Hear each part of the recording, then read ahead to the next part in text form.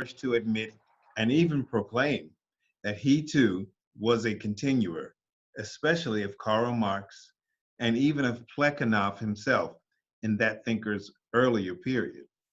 However, in Lenin, we have an example of a person who, although also a continuer, actually did clearly begin not one, but several very important aspects of the struggle for the inevitable socialist future of humanity. Let us review the main beginnings that he was personally responsible for. But first, a few words on his character and personality, which are not always clear from his writing or even from some biographical descriptions. Love and struggle, the age of complete world socialism that Lenin visualized and fought for, will bring about the end of all hunger, hunger of material goods as well as for food for everybody on earth.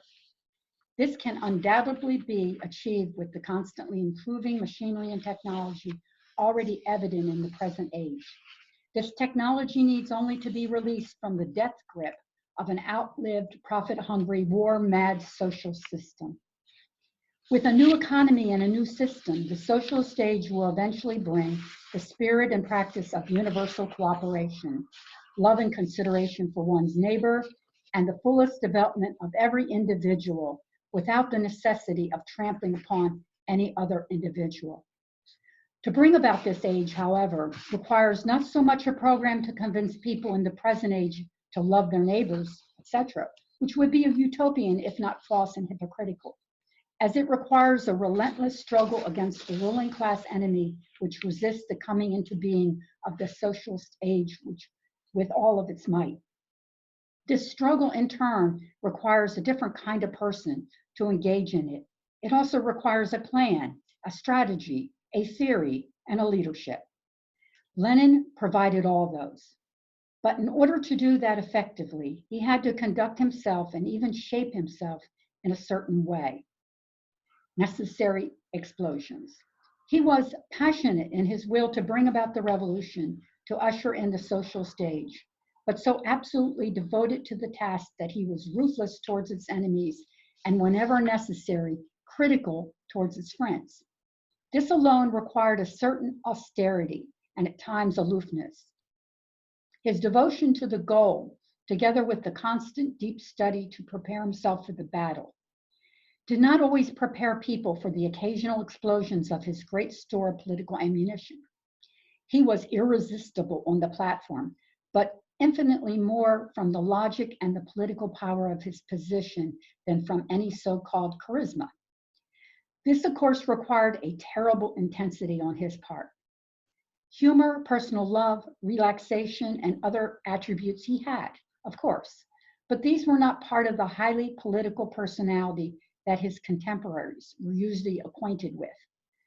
A well-known Menshevik named F.I. Dans said of him, probably after Lenin gave him some well-deserved political blow, quote, "What are you going to do with a guy who talks, writes, thinks, and breathes nothing but revolution 24 hours a day?" This was probably not meant entirely as a compliment, but it gives us an inkling of why Lenin became the leader of the revolution, if not why Dan became one of its leading opponents.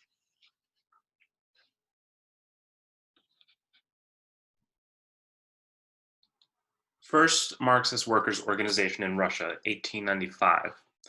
At the age of 25, Lenin founded the League of Struggle for the Emancipation of the Working Class, which was the first Marxist workers' organization in Russia.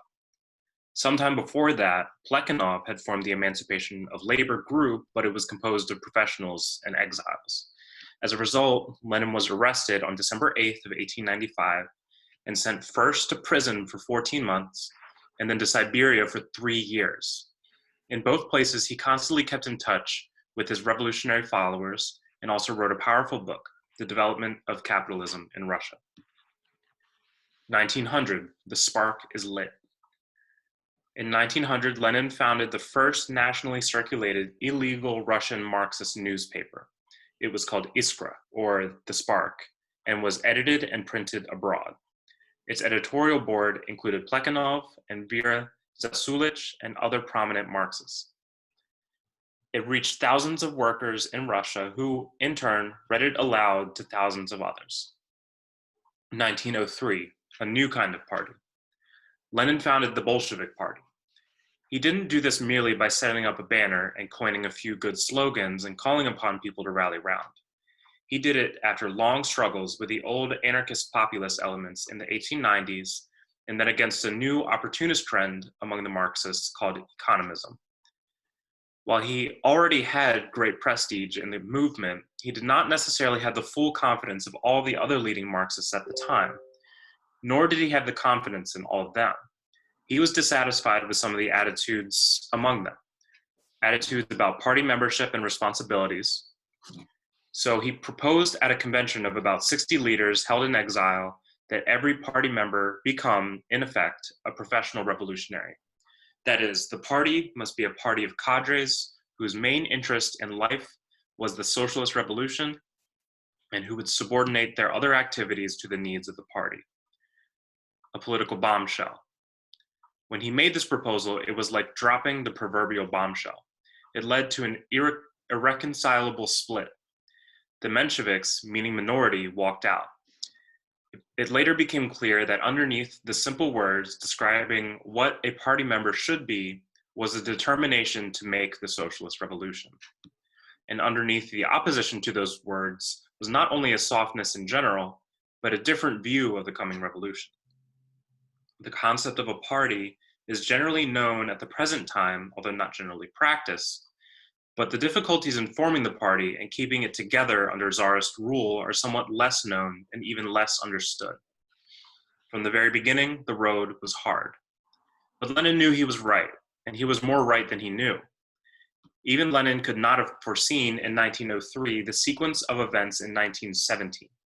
He could not have known that the Mensheviks would actually oppose the October Revolution tooth and nail. As a matter of fact, even the Mensheviks themselves could not have dreamed in 1903 that their own leader in 1917, I.G. Tseretelli, the president of the Soviets until September when the Bolsheviks won the Soviet elections, would shortly after the revolution go down to Georgia and actually organize an armed counter-revolution against the new Soviet state. 1905, Revolution and Insurrection. There were many tests and crises for the new party, which were reflections of and responses to the crisis-torn Tsarist regime and the workers' struggle against it.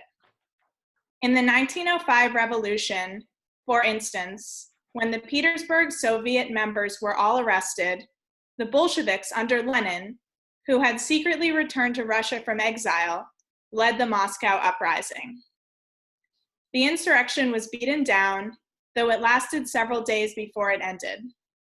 This put an even deeper chasm between the Bolsheviks and the Mensheviks, the latter saying they shouldn't have taken up arms. 1907, Reaction and Bourgeois Parliament. During the events of 1905, the Tsar had been forced to grant a representative parliament called the Duma. All the real revolutionaries, mostly Bolsheviks, boycotted this Duma, which they regarded as an attempt to co-opt the revolution. But during the reaction after the revolution was over, Lenin was the first of the revolutionaries to recognize that the times had changed. Even though he had been the first to advocate insurrection, he now proposed taking part in this more or less fraudulent Duma. He was at first opposed by the majority of his own Central Committee, although he later convinced them to do it. Lenin was called inflexible and stiff-necked by his enemies, but he was really a superb tactician who tried to take advantage of every possible means of struggle, including the parliamentary. 1908, the socialist heaven must stay on earth. During the reaction, there was a struggle over Marxist philosophy led by supporters of a form of mysticism, which tried to establish itself in the party and actually form a new religion. Lenin led this fight and wrote a powerful and thoroughgoing rebuttal to the philosophical revisionists known as materialism and imperiocriticism. This did not come easy either. Besides the tremendous theoretical work required, he had to rebuke his personal friend, the great novelist Maxim Gorky, who helped the party with funds and in other ways too. And he had to attack leading comrades while being temporarily in a block with George Plekhanov, who had now become a Menshevik but still fought for the materialist view of history. That was how Lenin saw the issue of Marxist theory and the materialist method. How easy it would have been to gloss over the mystical maunderings of a few leaders and just make a few remarks about them. But that wouldn't have been Lenin, and it wouldn't have maintained the party's sharpness in doctrine and method that was necessary to make a revolution. 1913, right of self-determination. There was also an important, and in the light of later events, historical dispute with Rosa Luxemburg, an otherwise very revolutionary comrade over the question of self-determination. Luxemburg thought the socialist revolution would solve national oppression. And anyway, the leaders of some of these oppressed nations were oppressors too. So how could a Workers' Party support them? Lenin not only led a debate against this view, but was the first to set down in theoretical form the whole question of the defense of the rights of colonies and semi-colonies, which today are called neo-colonies, to secede from imperialist oppressors. Later, during the First World War, when he refused to support the imperialist countries, he took care to make an exception for small countries fighting for their liberation. This was extremely difficult to do at that time because the small European countries fighting in the First World War, e.g. the Balkans, had completely sold themselves to the big imperialist countries, and it appeared to revolutionaries like Luxemburg that there never would be any progressive war by any small country. 1914 turned the imperialist war into civil war. The great test for Lenin personally, parallel to that of the 1917 revolution itself, was in taking his uniquely revolutionary position on the First World War.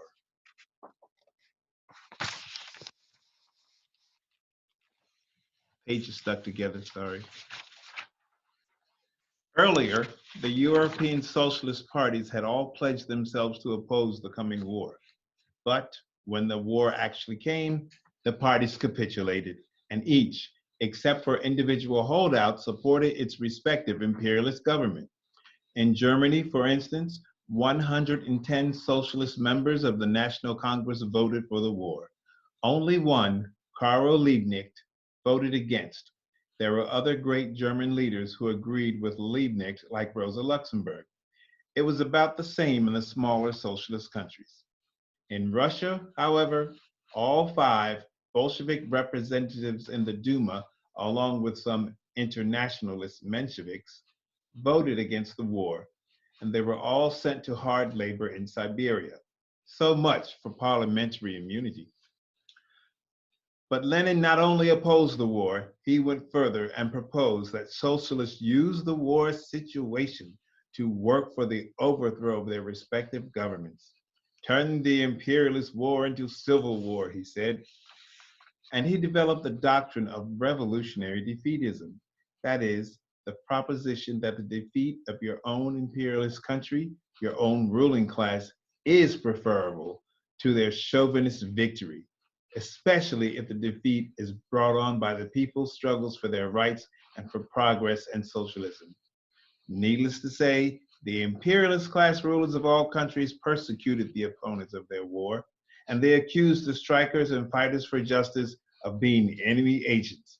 Even a literary opposition to the war was tantamount to treason. Second International is dead, long live the third. Furthermore, Lenin condemned all the socialists who supported the war or half supported it.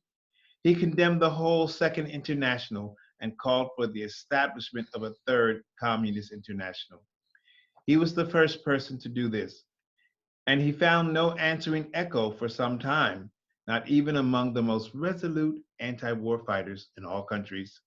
All this was in the first few months of the war, and it must be remembered that the chauvinism and hysteria on both sides had reached heights not previously known in the modern world, and never known on such a worldwide basis.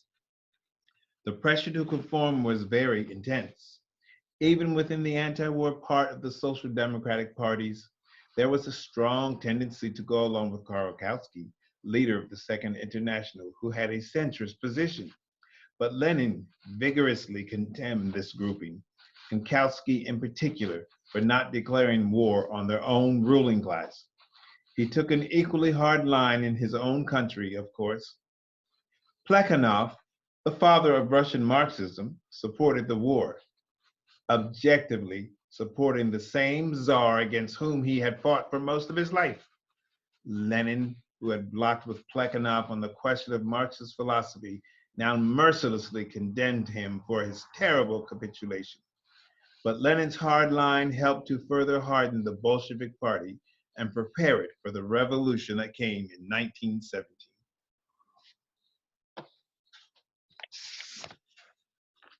"1917. It began on Women's Day. The revolution itself began on International Women's Day, March 8, 1917, with a demonstration of women textile workers. It came like a thunderclap in the middle of the war under the very nose of the Tsarist court. After 5 days of constantly increasing strikes and street demonstrations, first unarmed and finally armed, the Tsar abdicated and the capitalist Democrats took over with a so-called provisional government. From the start, the workers and soldiers, the latter mostly peasants in uniform, established huge councils called Soviets that really rivaled the provisional government but appeared to be only auxiliaries. All power to the Soviets.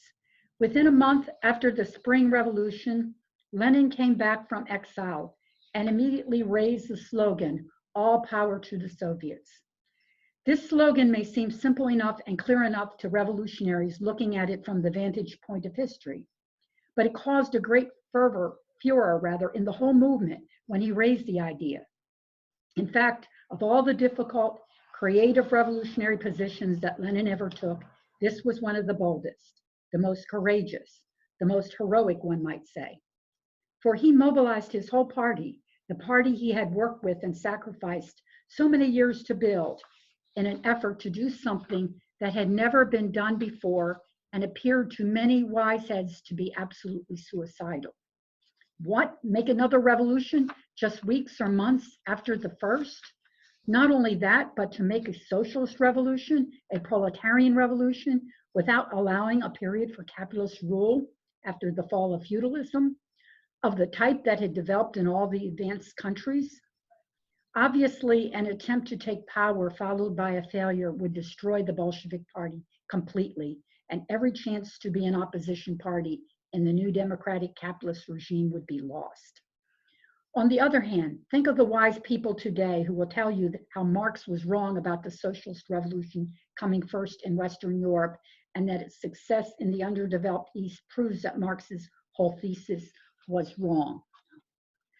In the Russia of 1917, every socialist of whatever faction was more keenly aware of this position of Marx than the smartest kibitzers of today. And it was precisely this thought, in addition to sheer worry and fear, that paralyzed the movement. It was this mental paralysis that Lenin had to overcome and the Bolsheviks had to cure in action. Furthermore, Lenin called for the Soviets to take power at a time when the Bolsheviks were in a small minority in the Soviets. This alone required a deep historical understanding and a clear historical perspective. If Lenin and the Bolsheviks had failed to see the special situation in Russia, both theoretically and practically, if they had failed to apply living Marxism to the given historical Russian conditions, there might have been no successful socialist revolution in Russia. And if so, there would not have been any in Eastern Europe after the Second World War, and probably not so soon in China, Southeast Asia, Africa, and Latin America in the subsequent period. The beginner, who is part of the inevitable and unconscious force of history, had begun a whole chain of revolutions and a new phase in the world socialist revolution first conceived by Karl Marx. This was originally published in 1989 on the 65th anniversary of Lenin's death by Vince Copeland. And before I open up with the panel, introducing our panel tonight, I just wanted to make sure that there were people that have come on since we started and since the live stream started, or it's supposed to be live streaming according to Zoom, that this is the 150th birthday anniversary commemoration and celebration by Struggle Lelution Socialist Unity Party. And we're proud to put this class on. It is something that we do every other Sunday. We have classes on revolutionary socialism. And so this webinar is a little more formal than our classes have been in the past to commemorate Lenin. So we have 3 exciting panelists. We don't expect that our whole panel is going to be able to illuminate every aspect of Leninism. That would be impossible in a short period of time, but they all have a very burning desire to cover the topics that they're covering, and will be able to, in a webinar you can't speak, but you can open up by the chat button down below. You'll see that chat button. So if you have a something to say or something to exclaim or a question, or you can use the Q&A. And then in between speakers, we'll try to open up the floor a little bit. And then at the end, our 3 panelists will be able to answer some of these questions or make other comments, ending comments. So just so that I don't go through everybody one by one, we have John Parker, who's with Socialist Unity Party in Los Angeles, Miranda Bachman, who is with the Struggle Lelution Socialist Unity Party in Baltimore, Maryland, and Greg Butterfield, who is with Socialist Unity Party in New York City. And I didn't introduce Andrew and myself and Andre, but you heard from us, you heard our voices. So at any rate, I want to call on John Parker first. You want to open up your mic? Let me see if I can unmute you. You're still muted, John, so. No. You're good. Okay. Can you hear me? Yes. Great. Yeah. Okay. So I'm just going to go. I'm going to set my timer here because I don't want to go too long because there's other great folks speaking. So I may have to cut myself off. But anyway, the national question, you know, it's a term used by Lenin to mostly describe how to be in solidarity with oppressed peoples whose civil and human rights have been denied by society.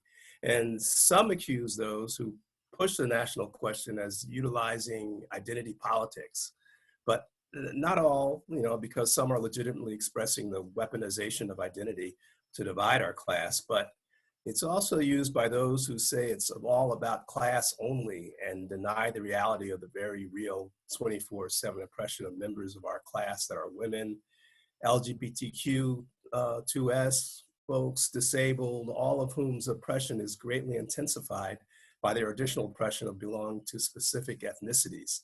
And in this country, especially given the history of slave exploitation, that was the foundation of the US economic capital, those oppressions are especially intensified if they have African ethnicity. So I usually don't use the term identity politics because today it's understanding why most has been altered from how, for example, Frantz Fanon, the Black anti-colonialist writer and revolutionary, used it. And that's an example of using the national question because the question has a lot to do with defending and oppressed people's right to self-determination. See, if you ask most Black folks in the movement what they think when a white person uses the term identity politics, you'll find it's mostly negative. So in spite of its literal meaning or how it used to be used today, most Black folk are suspicious of the term and would rather white people don't use it. So when considering its use, you can either ignore the self-determination of Black folks or not. The same goes with how women, LGBTQ2S, and disabled people identify their oppression, but only they, as represented by their movements in general, have the right to decide what word should be used to describe them. The nature of slavery in the US has been etched in stone, the racism as an institution that affected every aspect of social and economic life in the United States under capitalism.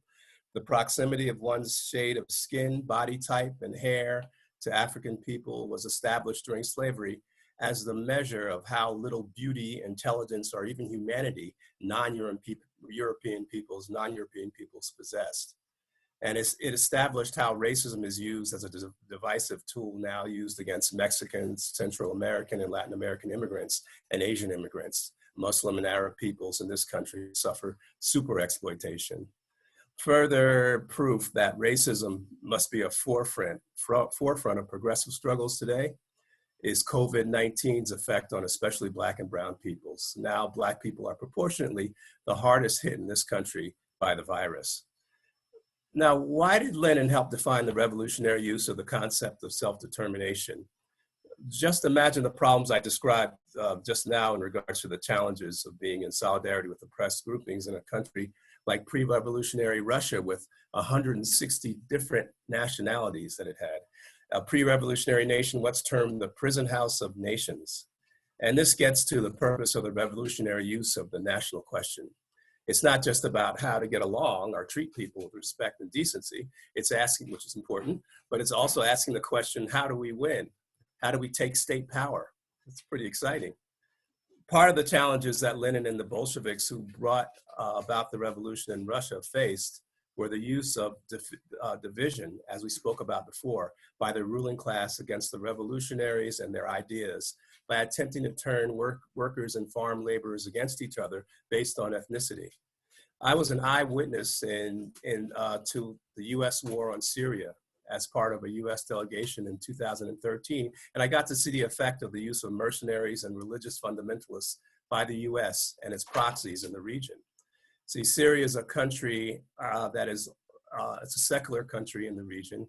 Christians, Muslims, and all share the same constitutional rights. All ethnicities have the same constitutional rights also. They live alongside each other, they marry each other, they work together, etc. And as we saw in Iraq, the main tactic in the war for regime change against Syria was to make Syria a more pro-Western capitalist government, was to turn one ethnicity and religious grouping against another. Similarly to how the LAPD would incite Crips and Bloods against each other and target with arrest those working with youth to promote gang truces. They want us to fight each other. They want us to blame the immigrants for lack of jobs or blame Black and brown people and non-gender conforming folks for all the ills of society instead of seeing the clear enemy right in front of us, the ruling class of financial and industrial monopolies that control this capitalist system. Well, I got off track there a little bit, sorry. Back to Lenin. He was the head of the Bolshevik Party and lived in a country that was termed the prison house of nations, like I said. Russia has it had its 160 different ethnicities, indigenous populations, and the non-ethnic Russian populations before the revolution were treated most brutally in the acquisition of their resources in the regions that they lived. For example, in 1912, this is, of course, we're talking about before the revolution. In 1912, 97% of the petroleum came from the Caucasus region, while 81% of the gold came from Siberia. The overwhelming majority population in those regions are non-Russian. And this brutal treatment was accompanied by a Russian chauvinism against the non-Russian populations. In other words, the development of the national question by Lenin began with roots in the economic exploitation of resources and labor of a people who may share a common region or language, but as we'll get to a little later, as it was applied later in other countries, it's not limited to those roots, since the characteristics and whereabouts of oppressed nationalities evolved with the expansion of imperialism. So the question for the leaders of the Bolshevik Revolution was, how are you going to build unity? How can you unify the fighting army that was needed to take state power? How can you get non-Russian workers and peasants who historically didn't trust the majority Russian population to even desire the idea of a socialist state? Well, the solution what came through trying to build trust through economic and political solidarity, proportional representation, the right of self-determination. So Lenin went over the idea of abolishing all laws that interfered with fighting unequal treatment of oppressed nations. Lenin created affirmative action policies that required proportional representation in the highest legislative bodies of government. Lenin made the concept of a people's right to their language and culture a foundation of the revolutionary government. And these necessary steps to unity worked, and it is very telling that the former Soviet Union's collapse was precipitated by an abandonment of these most important tenets of solidarity, fast-tracked by the greatest friend of US imperialism, former Soviet President Gorbachev, who witnessed the collapse of the Soviet Union. As a leading member in the Bolshevik Party, Clara Zetkin stated in her essential demand for solidarity and clarity on the women's question, she wrote, "The proletariat will be able to attain its liberation only if it fights together." So the national question is pretty important and can be devastating when it's ignored. You know, as Marx taught, it's important to learn the essence of a thing so as to better understand apparent contradictions or challenges. Understanding the essence of the national question is key, since its use is such a powerful weapon for our class. But because of its power, the ruling class finds ways to distort it so as to use it against the movement. You see this when folks allow racism with the excuse of advancing the struggle for women and LGBTQ2S liberation. But no oppression should be pitted against each other. The women's movement, the LGBTQ2S movement, and the struggle for Black and Brown liberation all complement each other. And we must more effectively fight against a divisive use of the national question, whether those ideas come from the mouths of the right wing or from the so-called leftists or even revolutionaries who should know better, who parrot ruling class, exclusionary, and elitist ideas introduced into academia as progressive, but are actually ideas allowed to cultivate and ferment there in order to divide our class. See, Kwame Nkrumah was another great revolutionary, fought against colonialism, who contributed to our knowledge of this question in many parts of the globe, including in his country. Theoreticians and heads of revolutionary movements like Kwame Nkrumah, who with the country now called Ghana, who was able to get independence from Britain, was its first president, talked about the national question in terms of the challenges that they faced against colonialism. And he said, quote, "Some of these methods used by neo-colonialists to slip past our guard must now be examined. The first is retention by the departing colonialists of various kinds of privileges which infringe on our sovereignty. That of setting up military bases or stationing troops in former colonies and the supplying of advisors of one sort or another." So a lesson for us today is that it doesn't matter if it's being done by an administration led by a Black president, because that's when, you know, AFRICAM came. These neo-colonial policies engineered in this country by Democratic and Republican administrations include the vicious bombing and takeover of Libya by the US, the vast increase of troops in Africa, implementation of AFRICOM in Africa. This is a qualitative jump towards the denial of African self-determination, and very dangerous in the direction of genocide against African people, now suffering increasingly from drones and starvation. And if we ignore that war drive, the war drive and deadly sanctions used also now by a not so sophisticated head of US imperialism today, Trump, we would also be denying the right of self-determination to the countries who are the fighters building worldwide solidarity in Latin America, that is Cuba and Venezuela.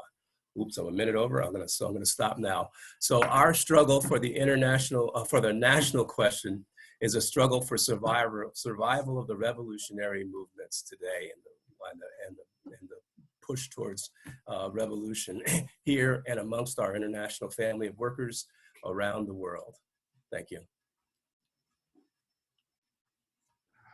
Thank you, John. And I'd like to, we don't have anything in the chat yet, so I'd like to go on to Miranda, who's going to speak on imperialism. Miranda.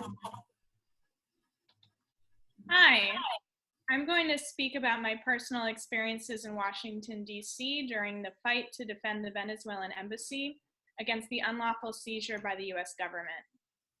So during this period, U.S. imperialists were attempting to install Juan Guaido in place of the rightful Venezuelan president, Nicolas Maduro.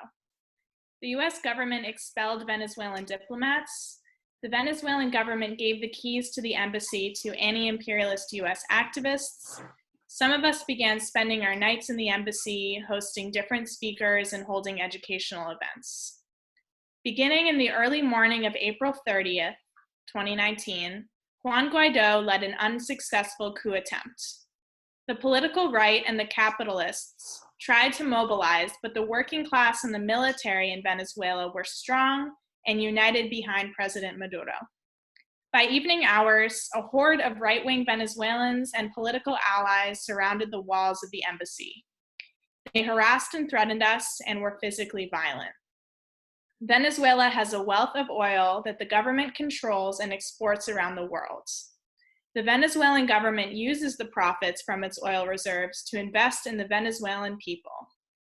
On the other hand, the Venezuelan right wing supports capitalism and oppressing workers. In DC, we fought to protect the embassy not just from the pro-Guaido forces, but from the police and Secret Service. Despite the violence, racism, sexism, homophobia of the right wing, the police protected them at all costs. The protesters used cruel tactics to torture us, including shining strobe lights and blasting bullhorns in our faces. The US government shut off the water and electricity in the embassy. When those of us outside the embassy tried to bring food to those inside, the right wing would descend upon us, pushing and shoving until the police could intervene and arrest us, claiming we were the ones who were violent. At one point, I was detained and handcuffed when a right-winger threw their body weight on top of me, screaming, "Help me," even though my hands were in the air. The US government invaded the embassy and arrested the remaining activists. This was an invasion of foreign soil under international law. It was an act of war against the Venezuelan people. Compare this to when Iraqi protesters stormed the US embassy in Baghdad on December 31st of last year, and the US military mobilized in full force against so-called terrorism. In November 2019, we mobilized against the fascist US-backed coup in Bolivia against rightful leader Evo Morales that ended in the installation of the oppressive Áñez administration. We have mobilized against sanctions on Iran and Zimbabwe and against the blockade on Cuba. We oppose US imperialism in all of its forms, whether it be military invasion, sanctions, or regime change. Some questions. What is behind these attempts to overthrow the Venezuelan government? Why does the US government spend billions on the Pentagon and almost nothing on public health, education, and jobs? US sanctions are war, aimed at controlling, dismantling, and crushing people around the world. Why is the US government intent on inflicting so much pain and suffering? Why can't we get life-saving medicine from Cuba during this pandemic? To answer these questions, it's important to understand what imperialism is. Lenin, building on Marx, developed the theory that explained imperialism. He said there were 5 characteristics of imperialism. 1, the concentration of production and capital has developed to such a high stage that it has created monopolies, which play a decisive role in economic life. 2, the merging of bank capital with industrial capital, and the creation, on the basis of this finance capital, of a financial oligarchy. 3, the export of capital as distinguished from the export of commodities. 4, the formation of international monopolist capitalist associations which share the world among themselves. And 5, the territorial division of the whole world among the biggest capitalist powers. There is not enough time to explain each of these. I would like to urge you to read Lenin's pamphlet, Imperialism, the Highest Stage of Capitalism, or Vince Copeland's Expanding Empire. We will, in future studies, do an entire class on this subject. But for today's tribute to Lenin, I want to ask a question to those listening. Do you think Lenin's theories on imperialism apply to today? Can you give any examples? Thank you. Thank you, Miranda. And as people are thinking about Miranda's questions, please put your answers and your thoughts in chat. And I'd like to go on to Greg Butterfield. If you'll unmute, I will. Go ahead, Greg. Can you hear me okay? Yep. Okay. Well, thank you everyone who's on the call, and a special thank you to all the panelists and everyone who helped read the great pamphlet by Vinnie Copeland. I'm going to talk a little bit about what Lenin and the party he built can teach us about how revolutionaries respond to sudden change. And I think we can all kind of relate to that right now. When Sharon first asked us to be on this panel, she posed the question, what's the most important thing that Lenin taught you? And I've been thinking about that a lot the last couple of weeks. There's so much you could say, of course, and how I answered that question when I was 20 would probably be a lot different than now, after a few decades of experience in the movement. I keep coming back to what we can learn from Lenin that can be applicable right now in these strange circumstances we find ourselves in with the coronavirus pandemic. Lenin gives us an example of someone who kept a revolutionary perspective and advanced the struggle under all kinds of conditions. And the revolutionary party he built was a crucial part of that. In 1920, Lenin wrote a book called Left-Wing Communism. I'm sure many of you are familiar with it. The book was an attempt to educate the international communist movement, which was very new at that time, about the experiences and lessons of the Russian Revolution, and to clear up some misconceptions about it. At that time, a lot of enthusiastic young and not so young revolutionaries were inspired by the example of the Russian Revolution, but also a lot of what they thought they knew about the Bolsheviks and how they made their revolution was based on speculation and false information. The writings of Lenin and other revolutionary leaders hadn't been translated or been made widely available in other countries yet at that time. Some of these very enthusiastic and well-meaning comrades thought that to be a good communist meant that you always have to go out using the most militant slogans, no matter what, regardless of where the level of consciousness of the workers was at, or that it meant never compromising with your political opponents to reach a common goal, or not working in trade unions, or always boycotting capitalist elections. Of course, on the other side, there were those who wanted to capitalize on the Bolsheviks' revolutionary reputation while robbing the movement of its revolutionary content and pushing it into safe reformist channels. And I think, probably everyone on this call can cite current examples of both, these trends that exist in the movement. But in his book, Lenin talks about how the success of the revolution was based on using the most diverse tactics and strategies, depending on the historic circumstances and the level of the class struggle at a given time. He went over several different periods of the Bolshevik Party's development in a 20-year span and showed how their tactics changed in each, sometimes drastically. This was alluded to actually in the reading earlier. During the 1905 revolution, the Bolsheviks boycotted a parliament that was set up by the Tsar to blunt the mass struggle. But later, when the revolution was crushed and a period of reaction set in, they changed tactics and used that same parliamentary body in order to educate the masses. That's just one example. A revolutionary party, if it's healthy and doing its job, is a living thing. It accumulates many experiences and makes them the common property of the party members and the whole working class. It has differences of opinion, sometimes very strong, and then comes back together united in action.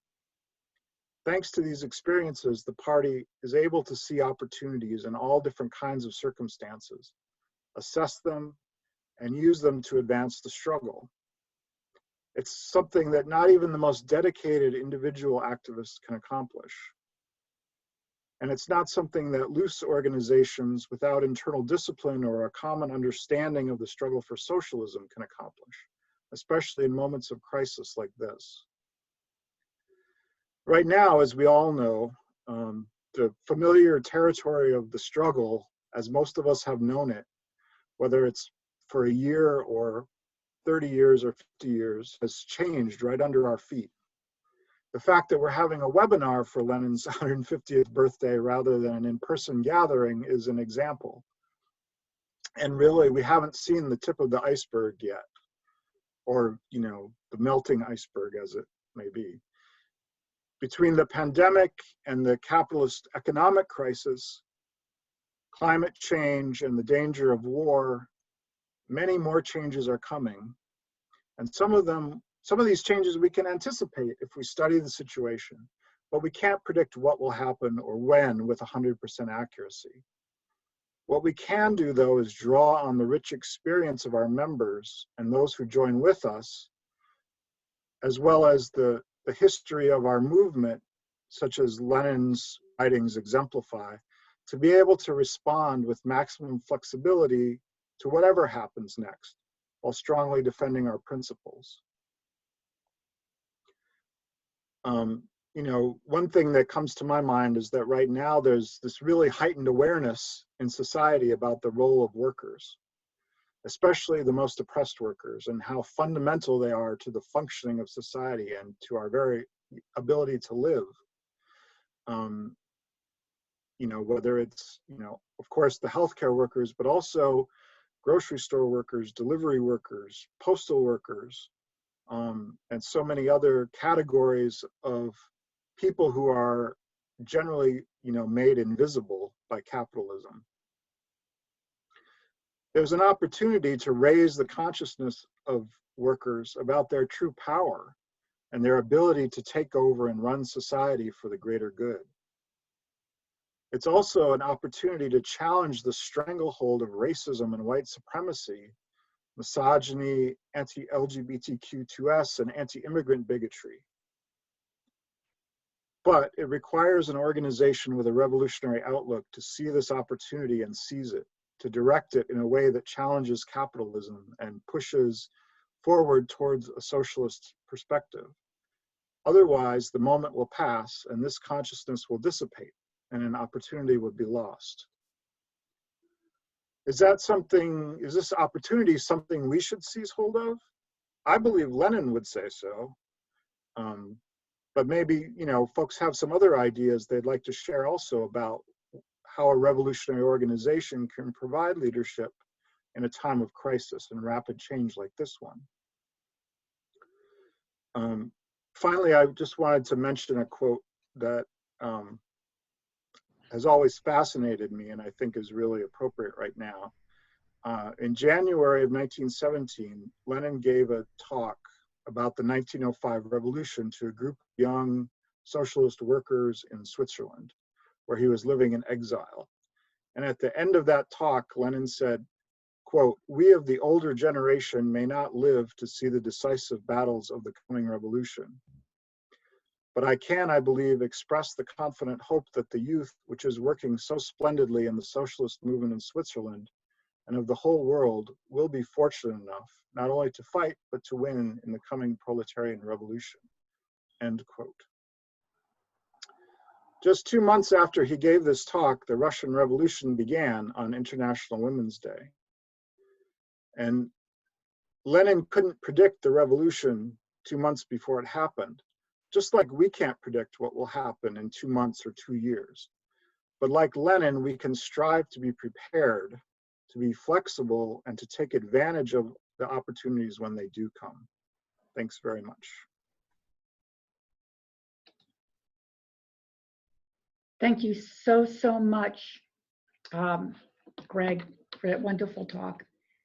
And trying to get everything up here again. Just for anybody who's coming on, this is the webinar commemorating the 150th birthday of Lenin. And we are also recording this so that we'll be able to get this together as a video. And I want to thank all of the panelists who've done a wonderful job in explaining an aspect of Lenin that meant so much to them. Andrew, did you want to, there's some questions in chat. I'm going to unmute yourself. Absolutely. Some comments and questions. Comrade Andrew Herm had a comment and an answer. They say, thanks for that, Miranda. To answer the question and complement one of the points he made, at least here in Germany, the coup in Bolivia was celebrated as a victory for democracy against Morales, who was acting as a dictator by running for president in democratic elections. What went unsaid in most circles is that in the months leading up to the coup, German lithium corporations were denied access to the massive amounts of lithium in Bolivia. Luckily for them, the post-coup, they have access to these resources, which are being brought back to Germany and used in, among others, Tesla factories. Bolivian resources stolen by German companies to build American cars. Thank you for that, Comrade Andrew, and also a great name. I would read the next one is from Lee Patterson, great talks. I'm watching on the computer.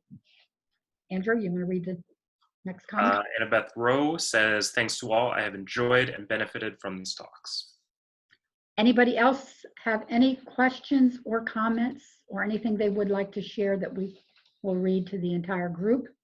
While people gather their thoughts together, we are actually quite on time, which is fabulous. Before we get a chance for each of the people who spoke to give a quick 2-minute summation, I just wanted to make a brief announcement that I think is all right with some of the authors. I want to say that Greg Butterfield has written kind of extensively, small but very popular, very good pieces on an aspect of Leninism that have been published by Struggle La Lucha. And they were part of our preparation for our reading material. And what is going to happen is that we are going to put together a book, pamphlet, a more major publication in commemoration of Lenin very soon through Struggle La Lucha, both Greg Butterfield and also the other staff members and people that write for Struggle La Lucha. So people should be on the lookout for that. If it weren't for the pandemic, we might have had it together by now. But as people know, it's been a very bumpy ride, though exciting because, like anything, there's been tremendous difficulties for us, watching, the suffering, the mass suffering of working class and poor people across the globe. On the other hand, that we know that, there's also a major opening for revolutionaries to raise the issue of socialism and that capitalism is a dead-end system, literally. So there's two sides to that coin. Is there anyone that wants to put a question in chat or a comment that we could read? Maybe people don't know at the bottom of their icon, there's a little thing, oh, somebody put it in Q&A, so that's cool. Okay, Andrew, you want to read the Q&A? Berta says, thank you, comrades. Great presentations by John, Miranda, and Greg. Thank you, Awesome. Berta. The two answered, okay. Yep, there's also Q&A. Okay, so if there's no more questions or comments, or is there any more in the chat that we're missing?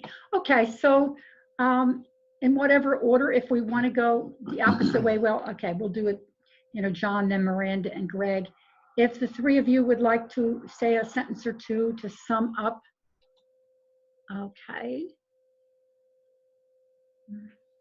Okay, if the three of you would like to make a quick summation, starting with John, then Miranda, then Greg, unless. There are actually a question. Oh, is there a question? Okay. Berta says, what do you think Lenin would do at this time of the pandemic while people worldwide are connected to the internet, by the internet? Okay. And Ryan Sullivan says, thank you, comrades, very interesting. People are making them disappear before I can read them. Okay, somebody already closed the questions out. Okay, so we'll have those questions. John, you want to go first, then Miranda, and then Greg? Okay, am I muted? No, you're. Okay, good. Okay. Well, I guess first the question about the what to do now, 'cause that's the big question that everybody's trying to figure out.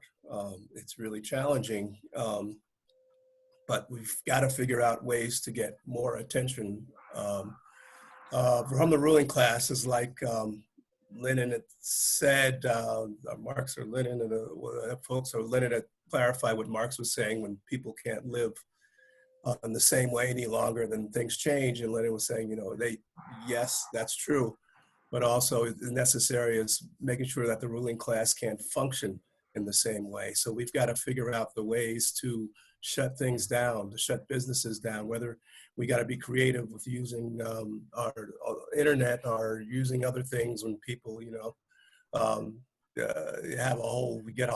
have access to a lot of people now worldwide, and maybe we can all decide to boycott a certain company or flood them with emails or do all whatever kind of creative things we can come up with, or maybe we can still go out and practice.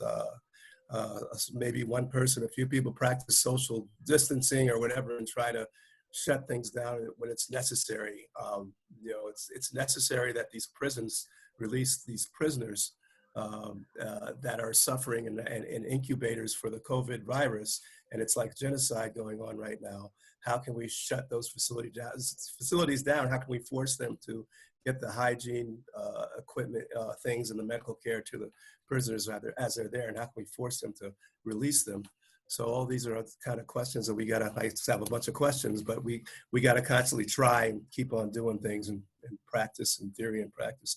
So I'll just end by saying, a lot of our members in the Socialist Unity Party had been in the struggle a long time, and have helped to build the movements and help solidarity struggles in the 60s, whether it's for the Black Panther Party, the Young Lords, or Organization of African Unity under Malcolm X, and also with the Nation of Islam even after Malcolm X, because of the influence that it had amongst many Black peoples, and the Deacons for Defense, and all kinds of historical ways that many of our members have participated in. One of the reasons of doing that is that we understand that it's not just where you live, or if you speak a different language and something like that. It's how you're treated as a oppressed grouping. How do the laws treat you? How do they deny you your basic human and civil rights? And so those have to be considered in how we promote solidarity amongst each other. And it also extends to how do we treat the countries that are targets of US imperialism, like Cuba, like China, like Venezuela, like Zimbabwe, targets of sanctions and other things. And we have to have a litmus test of there are countries who are fighting against the push of US imperialism, and there are countries that are supporting it, and some are fighting against it. And we have to use those criterion to understand that it's important to be in solidarity with the Venezuelan government right now, as the US tries to push further war in Venezuela and other countries. So that's another aspect of the national question. And okay, I've already gone longer than I'm supposed to. So, but the only final thing I wanted to say was maybe to remind Sharon that, I'm also a member of the Struggle La Lucha newspaper, and we have an online channel on YouTube, and folks hopefully can check it out and subscribe as well. That's it. Thanks. Thank you, John. But before I call on you, Miranda, there is a couple of questions and comments, and one is to you, John. And that is, can John comment on the indigenous struggle in the US and the national struggle? And then I wanted to just make sure I read these other two questions before we go on to Miranda, or comments. Hello, compañeros. So glad to be a part of this webinar. That's from Lenin. I can't see your full name, but Flores, to all panelists, Lenin, and I apologize. And then from Berta, May Day is coming up, and I should have made a big announcement about that there have been strikes, both general strikes, regular strikes, and working class actions called for all across the country. I know in Baltimore and in New York City, and people can talk about it later, some of the others from the West Coast, actions, car caravans that are planned. We have actually a whole week of working class actions planned from Tuesday until actually May 1st, which I'll make a bigger announcement. And Liz from Atlanta says, as workers watch their loved ones die with no regards for neither their lives or their livelihood, many are shocked and severely traumatized. Many others are ready to fight as the true nature of capitalism is exposed in all sectors. How can we as revolutionaries assist and support respecting the self-determination of all workers? Miranda, and then John, I'll come back to you at the end, okay, for the last question. Well, for the first question that John just answered, just to supplement that with something we did in Baltimore recently, we led a car caravan to Baltimore City Jail, and we had signs on our cars, the names of prisoners we know are incarcerated in Maryland, and demands for PPE, for protective equipment for prisoners, for soap for prisoners, and in general, freeing incarcerated people in Maryland and in the United States. Because, you know, as John said, you know, what's going on in prisons right now, denying people with symptoms showers, outside time, soap, basic, you know, hygienic materials, and just isolating people in their cells with no protective gear, this amounts to a genocide.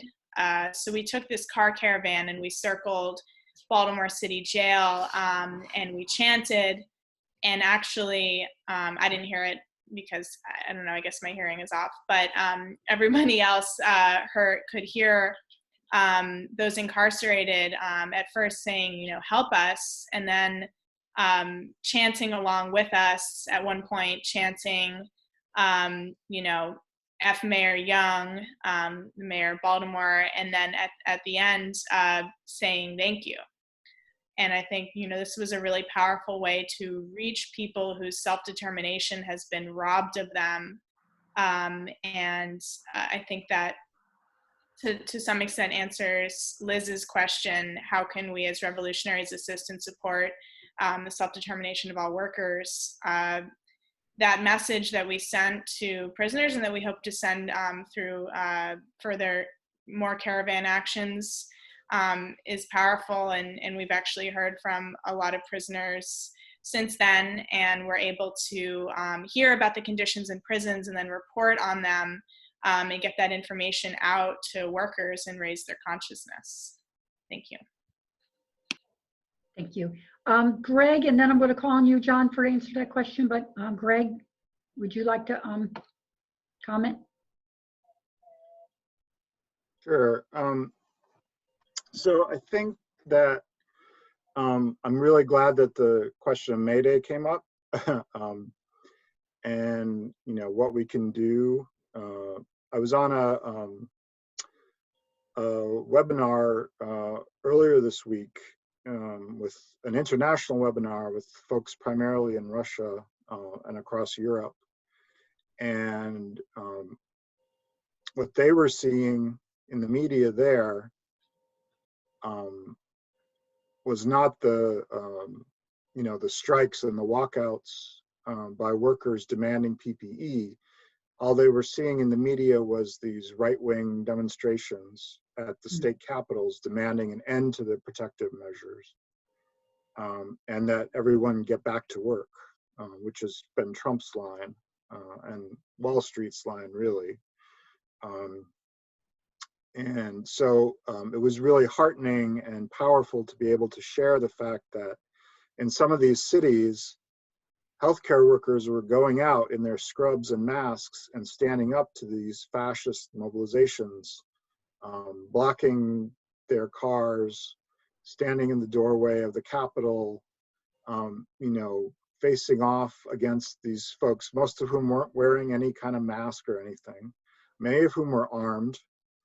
And you can just imagine, you know, how the state would react if there were, armed workers, armed Black community members coming to demand justice at a state capitol.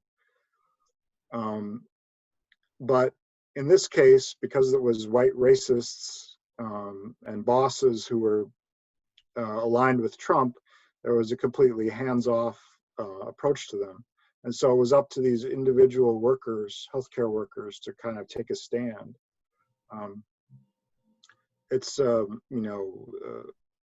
I think that, wherever possible, when it can be done safely and with social distancing and the proper respect for our communities and our coworkers, if those kinds of things are happening, we would want to try to participate or support them in some way.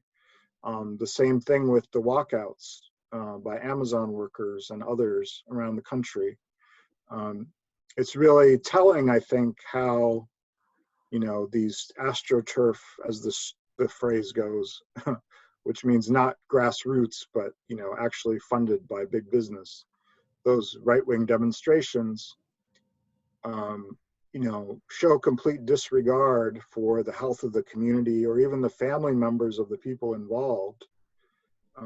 Whereas, working class people who are having to take action under extreme circumstances to protect their lives are very careful about making sure that they take the necessary precautions when they protest.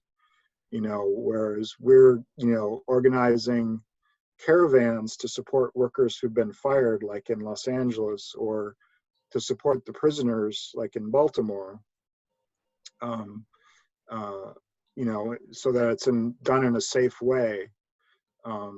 So it's really important that we try to find ways, I think, that are not limited just to the internet, as important as educational events like this are, and they really are, and in many ways the main thing that we can do right now in a lot of places, like here in New York. I mean, it's very restrictive, but we need to find whatever ways we can to show solidarity and be there.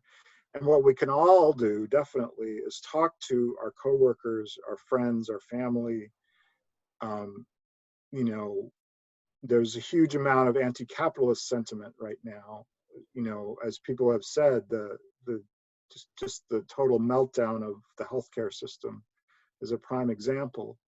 But take it a step further and talk about how all these workers who are going out and risking their lives every day as essential workers are more than capable of being the backbone of a socialist system where workers take charge of the economy and public health care and all education and everything else, and run it in the interests of the people and the environment rather than for profit. Let's use the opportunity while it exists to raise as much consciousness as we can, so that going forward, once these restrictions start to be lifted, or once the situation changes again and we have to take other forms of struggle, we'll have more of an ear with our class, who will be listening to see what we suggest to do next. Thank you, Greg. John, do you would like to have the last word and answer one of the questions? And I see, oh, okay. Okay. Sure. Thanks. Yeah, I really agree with all the Miranda and Greg and everyone. There is really a great opportunity right now for building class consciousness.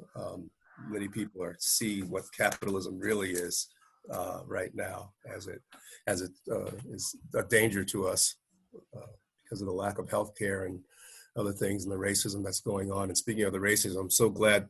Thank you for asking me that question about the indigenous struggle, because actually that would be a violation of the national question if I didn't say something about that. Because I've talked about how the slavery was used as the foundation for economic capital in this country with the cotton industry and things. It fueled the major industries, not only here, but in Britain as well. But you couldn't do anything. That wouldn't exist without the land. And the land in this continent is indigenous land. So speaking about reparations to other folks as well. And there's also a great debt that African people have with the indigenous people in this country. I know from personal experience, you know, it was the slaves that when they were escaping slavery, a lot of the indigenous communities would take those slaves in. For example, my relatives in Florida were taken in by Seminoles. So I have Seminole in my ethnicity because of that.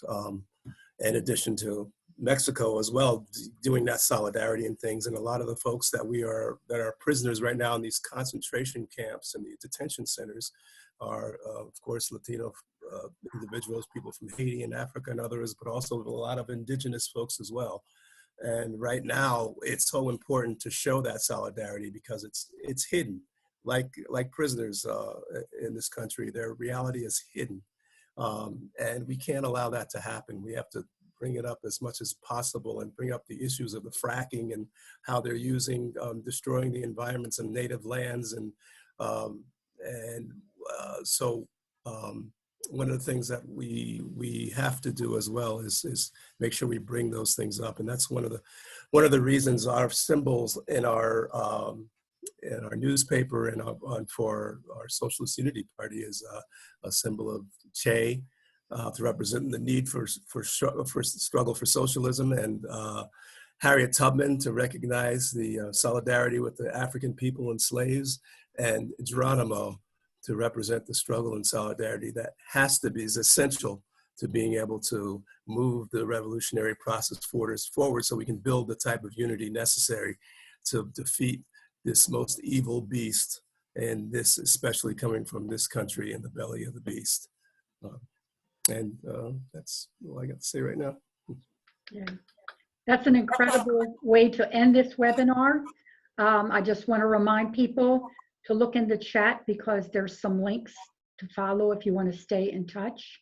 To remind people, our next step is May Day, which all of us will be active in our particular regions and our cities, our towns, and wherever you're from.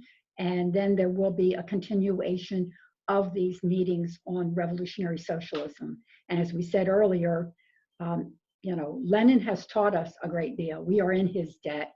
And there will be a number of other educationals to follow, not necessarily in exact order, but on what is imperialism, on, you know, the question of the national question, on a lot of different things, what is to be done, the state revolution. I mean, you could go on and on and on. It will take us a whole year, but it's very important to study all of these so that we're prepared for the things, the storms that are going to come in the very possibly near future, which Comrade Greg talked about and others. So I think there's one more. Oh, everybody's just thanking everybody. So y'all can read the thank yous. And thank you to all the panelists who took their time out. We are literally on time. And so we probably won't have a May Day webinar because a lot of us are a little tired of Zoom and we want to be Zooming in the street in some way, shape, or form, even if it's, as people said, very safe kinds of car caravans and other actions. So we will be connecting again very soon. So stay in touch and make sure that you connect, subscribe to Struggle Lucha if you haven't already. If you have something specifically, you can email us, 2 different email addresses. Stay in touch. And thank you all, the participants who came on and spent an hour and a half of their time listening. We owe you all an incredible gratitude for just tuning in to a very important subject. So onward to the revolution, onward to socialism. We'll say good afternoon. Thank you. Thank you, everybody. Thank you.